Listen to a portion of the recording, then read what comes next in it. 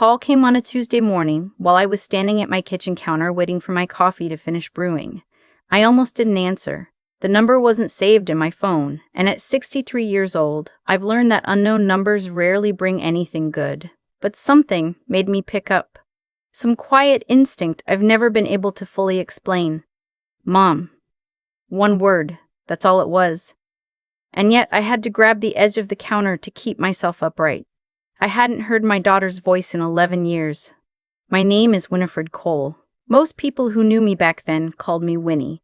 The people who know me now, the ones who matter, call me Mrs. Cole, or sometimes just Winifred, spoken with the kind of careful respect that still catches me off guard some mornings. I grew up in a 3-bedroom house in Durham, North Carolina, the second of 4 children, raised by a mother who pressed our church clothes every Saturday night and a father who worked double shifts at the textile mill and never once complained about it. I was taught that dignity wasn't something you wore on the outside. It lived in your spine. You kept it there no matter what anyone tried to take from you. I believed that for most of my life.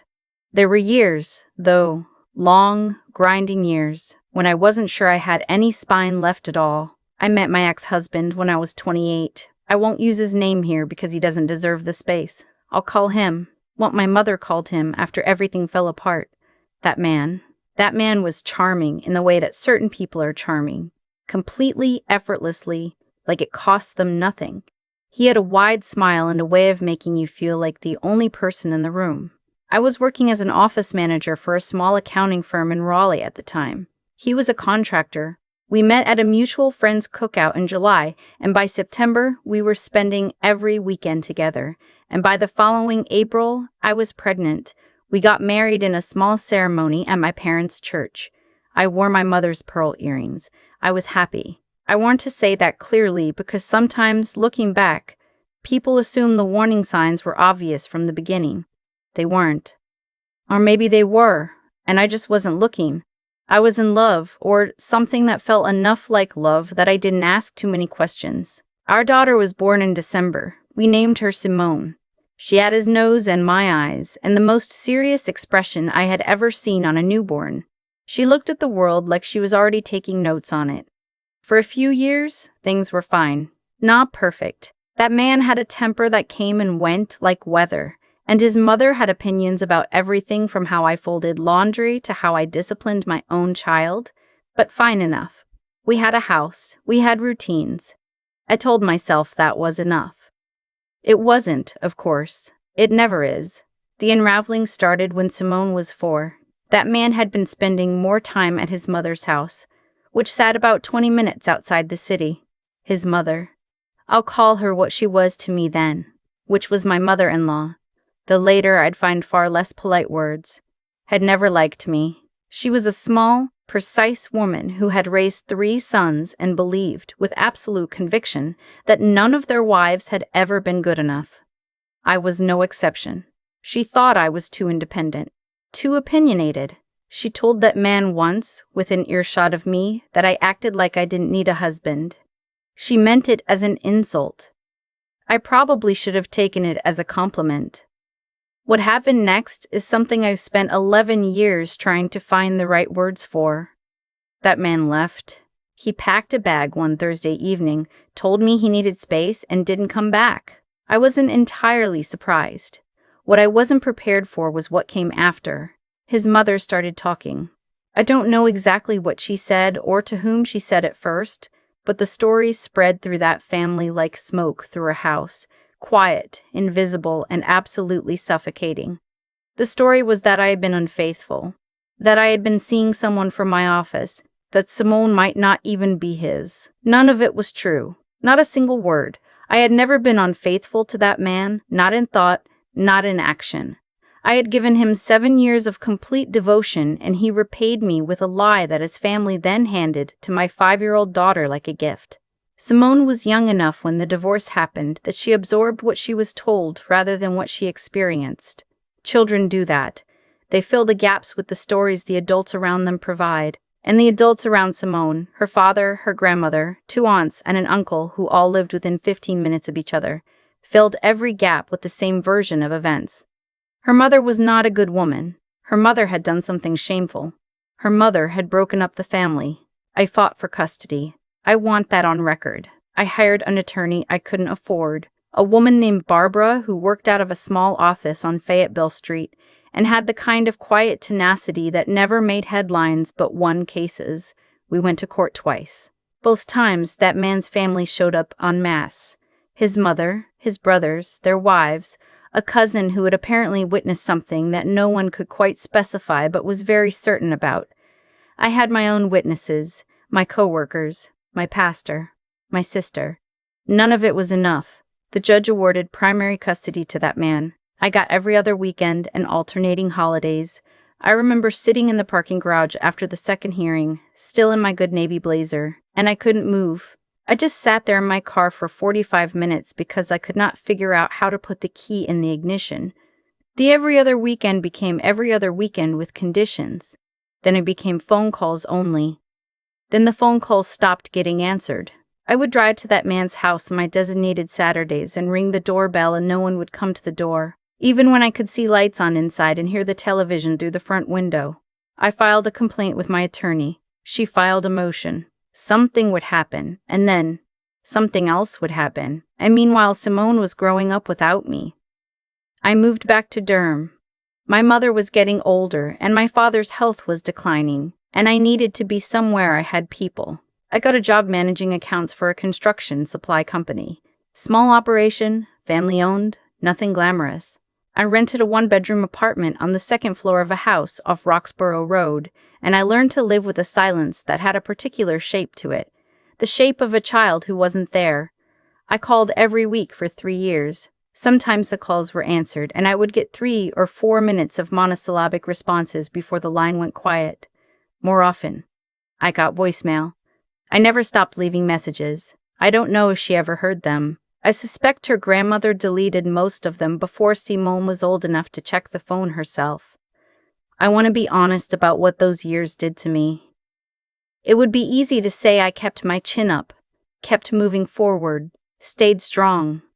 There were days when that was true. There were also days when I sat on the floor of my kitchen and cried until my chest hurt. There were nights when I lay awake until 3 in the morning running through every decision I'd ever made, looking for the one that had cracked everything open. You do that when you lose a child to someone else's lies. You audit your own life over and over, searching for guilt that isn't there, punishing yourself for a crime you didn't commit. My mother helped. My sister Deborah helped. My pastor helped. And eventually, slowly, I helped myself, because there was nothing else left to do. I started taking night classes at Durham Tech, business administration, then accounting. It took 4 years around full-time work, but I finished. Then I took a position with a mid-sized real estate investment firm in Research Triangle Park. I was good at what I did. I understood numbers and I understood people, and in that industry, those two things together will take you very far. I rose. Not quickly, not dramatically, but steadily and without stopping. The way a tide rises, so slowly you barely notice until you look back at where the water line used to be. By the time Simone turned 16, I had become a senior financial analyst. By the time she turned 20, I was a partner at a boutique investment firm. I had helped build from a 4-person operation out of a shared office space. By the time she turned 26, that firm managed over $200 million in assets, and I was its managing director. I had not spoken to my daughter in 11 years. There had been one attempt when she turned 18. I sent a letter to the last address I had for that man. He'd moved twice since the divorce, along with a card and a check for $500. The check was cashed. The letter was never acknowledged. I told myself she was young, that 18 was still practically a child, that there was time. There is always time, until there isn't. The call came on a Tuesday morning in October, and when she said, "Mom," I had to hold the counter, because my legs stopped working. "Simone," I said. Just her name. I didn't trust myself to say anything else. She was quiet for a moment. Then she said, "I'm calling because I'm getting married. In March. And Daddy's family wants me to invite you." Something in the phrasing caught. Not she wanted to invite me. Not even that she was inviting me. That Daddy's family wanted her to. I knew then, in the way you know things when you've lived long enough and been hurt enough that your instincts get very, very sharp, that this wasn't what it appeared to be. But I said yes. I said, of course, congratulations, I would be there. After we hung up, I stood in my kitchen with the coffee I'd never poured, and I thought for a long time. I made some calls of my own. An old contact in Raleigh, a woman named Odessa who had worked in family court for 20 years and knew everyone was knowing, told me that Simone had been estranged from that man's mother for about 2 years. Something had happened at a family Easter gathering, a disagreement that escalated into something worse, and now the grandmother was using the wedding as an opportunity to bring everyone back together. My presence, apparently, was part of the performance. I was being invited so that the family could witness my diminished state firsthand, so that Simone could see, surrounded by all those people who had spent years telling her who her mother was, that the woman who had apparently destroyed the family was still out there, still small, still nothing. That was the plan, as near as I could reconstruct it. I thought about calling back and declining. I thought about writing a letter instead, careful, dignified, keeping my distance. I had built a very good life on the principle of not engaging with people who had decided what to think of me. It had served me well, but something shifted in me that October morning.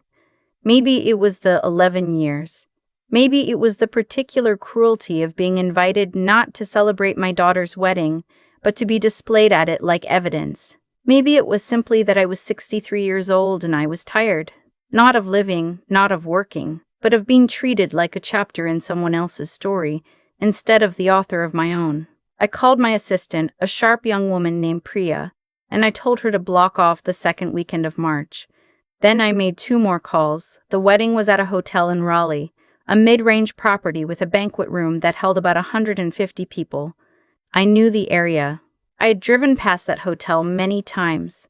It was perfectly nice, nothing remarkable. The ceremony was at 2 in the afternoon, and guests were asked to arrive by 1:30.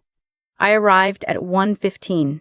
I arrived in a black Cadillac Escalade that belonged to my firm, driven by our regular driver, followed by a second vehicle carrying 2 colleagues who had insisted on coming because they had heard the story and were, to use my senior associate's exact phrase, absolutely not missing this. I was wearing a champagne-colored suit that I had purchased specifically for that day. It was impeccably tailored, the kind of thing that announces itself quietly and then stays in the room after you've left. My jewelry was simple. The pearl earrings I'd worn at my own wedding, which I had kept in a small box in my dresser drawer for 30 years.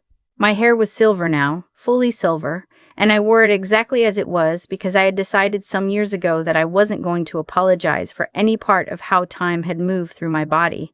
The valet attendants at the hotel entrance didn't know me by face, but they knew the vehicles. One of them opened my door with the particular attentiveness that comes with training that says, certain arrivals require care. I stepped out into the cool March air and I took a moment. Just a moment. I straightened my jacket, accepted my clutch from Priya, and walked toward the entrance. The lobby was already populated with wedding guests, people in church clothes, women in hats, a cluster near the gift table, a few children running in circles near the coat check. I saw that man's brother near the entrance to the banquet room. I saw his expression when he recognized me. I watched him look at the Escalade. I watched him look at Priya. I watched him look back at me. I smiled at him with every ounce of composure I had spent 30 years building, and I walked past him without stopping. That man's mother was standing near the seating chart display. She was older, smaller than I remembered, wearing a purple dress and a hat with a silk flower on the brim. She looked up when I walked in. She looked at my suit. She looked at my hair. She looked at the 2 people with me, and I watched something move across her face that I can only describe as the expression of a person who has just realized the story they've been telling for 20 years has a different ending than they planned. I found my name on the seating chart. I had been placed in the back, predictably, the last table before the emergency exit, next to an elderly couple I didn't recognize, and a young woman who appeared to be attending alone. I noted it, and I went to take my seat. The ceremony was short. Simone was beautiful. She was so beautiful that for a moment I forgot everything else. Forgot the 11 years and the phone calls that went unanswered, and the Tuesday morning in October when she'd called me with the tone of a woman delivering an obligation rather than an invitation. She was wearing a lace gown, and her hair was pinned up the way I used to pin it when she was small, and she looked so much like the little girl I had lost that my chest ached with an old familiar weight. Her groom seemed kind. I didn't know him. I had never met him. I sat in the back of that room and watched my daughter get married to a man I didn't know, and I kept my hands folded in my lap and my spine very straight. After the ceremony, during the cocktail hour, that man's mother approached me. She didn't say hello. She looked at me for a long moment, and then she said very quietly, "I didn't think you'd actually come." I looked at her. "She's my daughter," I said. "I will always come." She started to say something else. I could see it forming on her face, some version of the speech I imagined she had prepared, some gentle or not so gentle reminder of who I was supposed to be in this story. But before she could get any of it out, there was a shift in the room. A ripple of awareness, people turning. A slight increase in the ambient sound level. What I had not told anyone, not even Priya, not even my 2 colleagues who had come with me, was that 3 weeks before the wedding, I had received a call from the executive director of a foundation I had been supporting quietly for several years, a foundation that provided educational scholarships for children in Durham County's foster care system. The director wanted to arrange a formal recognition ceremony to announce a naming gift I had made the previous year, a gift large enough that a new scholarship program would carry my name. The timing was left to me. I had given her Simone's wedding date. The director, a gracious woman named Dr. Pemberton, had a relationship with the local ABC affiliate. A brief segment had aired that morning. Nothing dramatic, just a feature on the scholarship announcement. The kind of Sunday morning human interest piece that gets shared around. It had included a photograph. 2 of the guests at that wedding recognized me from the segment. Then 2 more. Then a woman near the bar said something to her husband, and her husband said something to the man next to him, and within about 4 minutes, the nature of the room had changed. I was not nobody. I had not been nobody for a long time. I want to be careful here because I don't want to tell this story as if it was about performance. It wasn't about showing up to perform wealth or to prove a point with a square footage of a suit and a black Escalade. What I had built, the firm, the scholarship, the years of quiet work, none of that was built for this moment. It was built because I had a mind that needed to be used, and a life that needed meaning, and the mother who told me that dignity lived in your spine, not in anyone else's approval. But I'd be lying if I said I didn't feel something, standing in that room watching the story shift. That man was there. I saw him across the cocktail hour, standing with his brothers, and I watched the moment he noticed me. He had aged in the way that certain men age, the ones who cost other people too much, hollowed out a little, like the energy that used to go into charm had started turning inward. He didn't approach me. He stood very still and he looked at me and I looked back at him, and then I turned to speak to the elderly couple from my table who had introduced themselves as the bride's neighbors from 10 years ago. The dinner was long. I ate the salmon. I drank 1 glass of white wine. I watched my daughter dance with her new husband, and I thought about all the school plays I had missed, all the graduations, all the ordinary Tuesday evenings that I could have helped her with homework or argued with her about curfew or simply sat across a dinner table from her while the news played in the background. She came to my table during the reception. She came alone without her husband, and she stood for a moment beside my chair before she sat down in the empty seat next to me. "You look different than I thought you would," she said. I looked at her. "How did you think I would look?" She was quiet for a moment. "Smaller," she finally said. Something in me softened. Not completely, not without reservation. I had too many years of protecting myself for that. But something. "Simone," I said, "I have wanted to be at every single thing you've ever done since the day you were born. I want you to know that. Whatever you were told, whatever you believed, that is the one true thing I have for you." She didn't respond right away. Her eyes went somewhere else, somewhere inside herself, and I watched her sit with something difficult. When she looked back at me, her face was different. Not open, exactly, but cracked.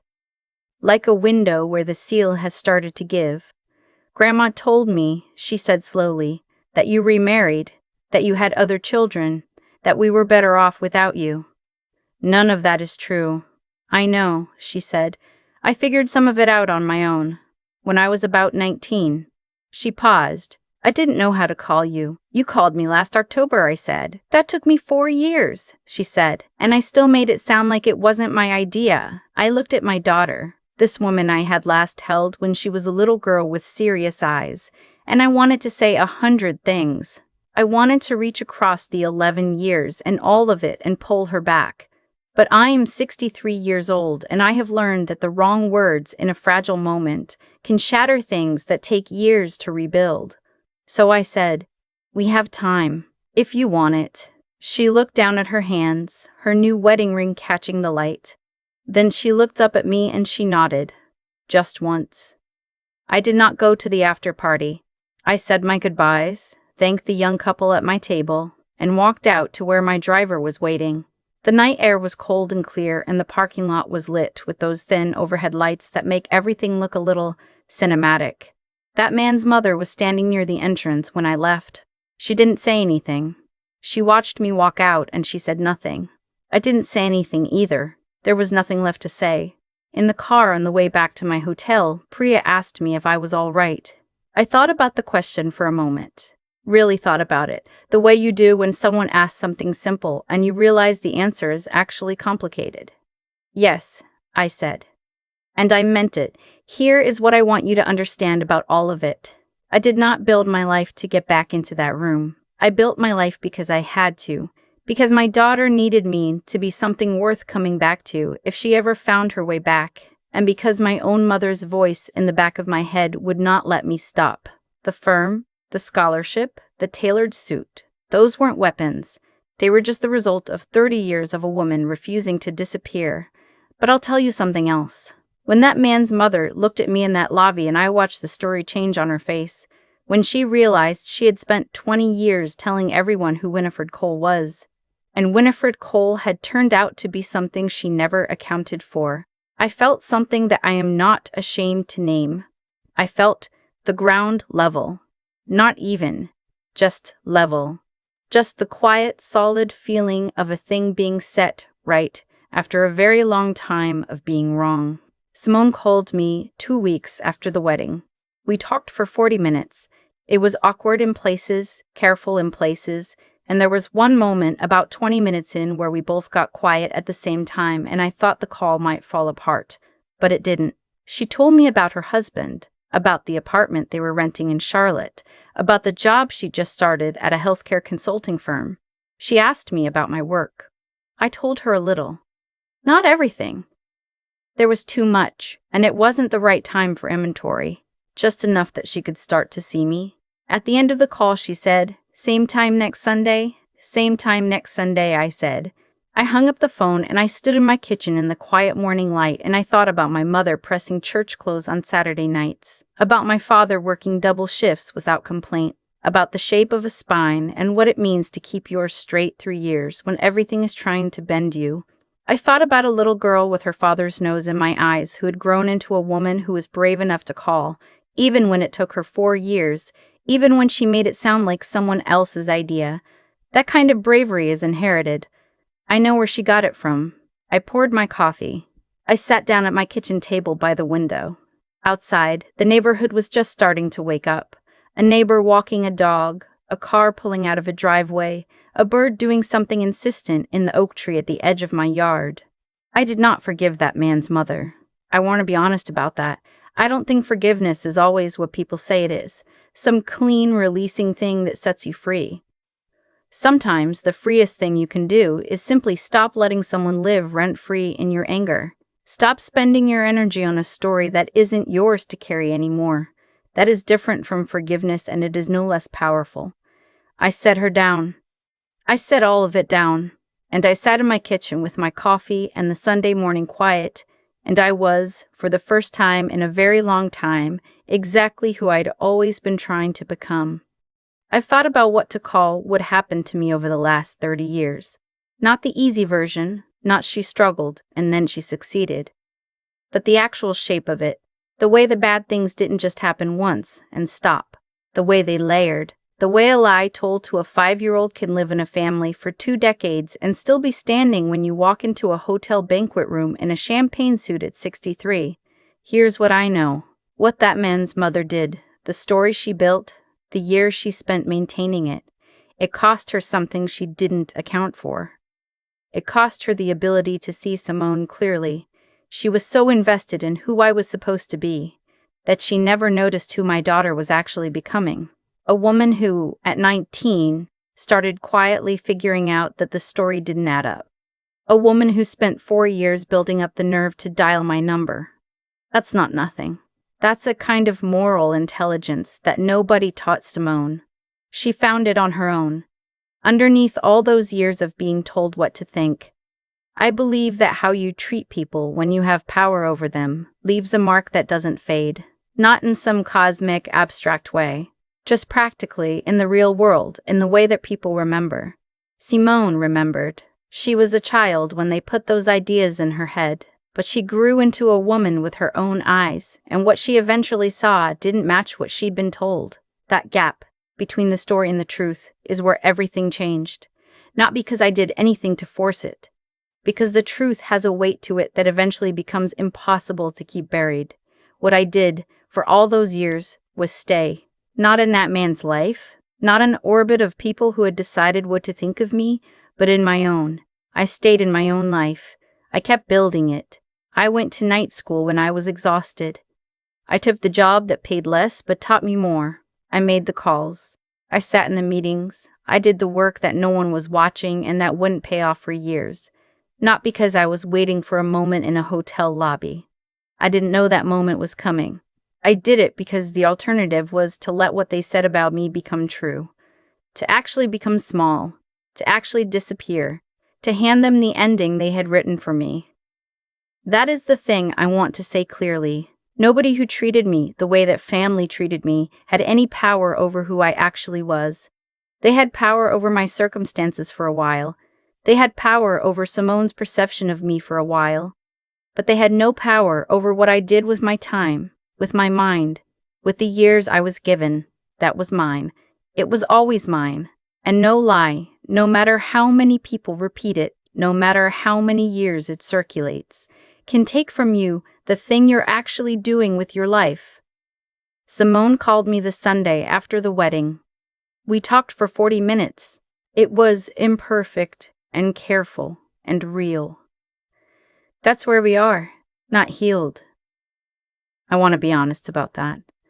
But begun. And I think about what made that call possible, and it wasn't anything dramatic. It was just that I was still here, still standing, still exactly who I had always been trying to become. That's the only thing I did right. I didn't stop.